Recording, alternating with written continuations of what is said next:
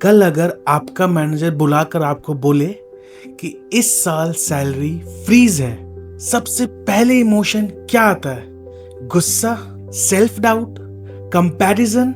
दिमाग तुरंत बोलता है ना, मैं क्या इतना अंडर वैल्यूड हूं?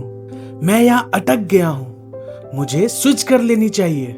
लेकिन एक अनकंफर्टेबल बात बताऊं, क्या आप सच में अंडर वैल्यूड हो या फिर बस इम्पेशेंट हो?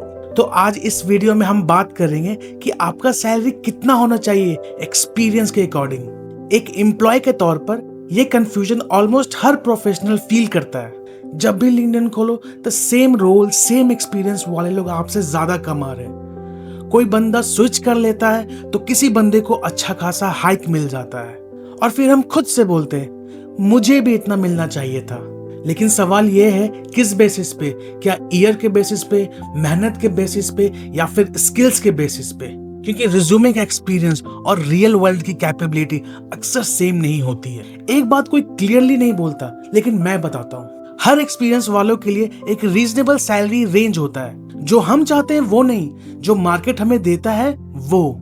लेकिन प्रॉब्लम तो तब शुरू हो जाती है जब कोई जूनियर लेवल का बंदा सीनियर लेवल का सैलरी मांगने लगता है। उनको ग्रोथ तो चाहिए पर डिस्कम्फर्ट बिल्कुल भी नहीं। पहले पैसा चाहिए लेकिन बाद में धीरे धीरे सीख लेंगे। और फिर ये जो सैलरी होती है वो धीरे धीरे कोई सैलरी नहीं रहती, वो आपका ईगो बन जाता है। अब एक सिंपल रियलिटी चेक बताता हूँ।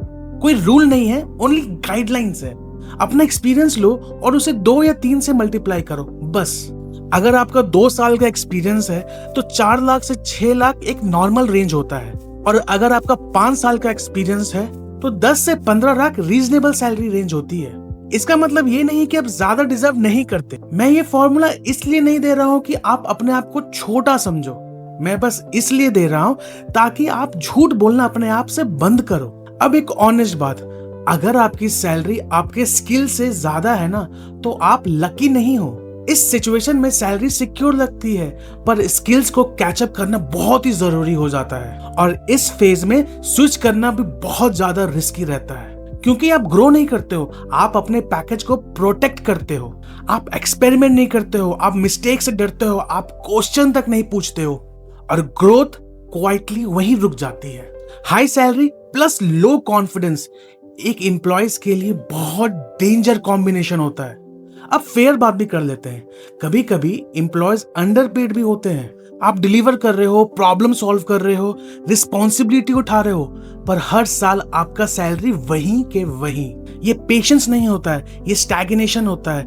इस केस में स्विच करना ग्रीड नहीं माना जाता है बल्कि सेल्फ रिस्पेक्ट माना जाता है। अपना कंफ्यूजन तोड़ने के लिए अपने आप से केवल 3 सवाल पूछो। अगर मैं आज स्विच कर दूं तो क्या मैं अपने सैलरी को 90 दिन में जस्टिफाई कर पाऊंगा? मैं सैलरी के पीछे भाग रहा हूं या फिर स्किल के पीछे? अगर 1 साल मेरी सैलरी सेम रहेगी तो क्या मेरी मार्केट वैल्यू घट जाएगी? अगर जवाब हाँ है तो रुको, समझो, सीखो, ग्रूम करो। अगर जवाब नहीं है तो कंपनी को ब्लेम मत करो, तुम अपने आप को अपग्रेड करो और मूव करो। एक बात बोलूं, सैलरी टाइम का रिवॉर्ड नहीं होती है, सैलरी रिलेवेंस का एक रिजल्ट होती है।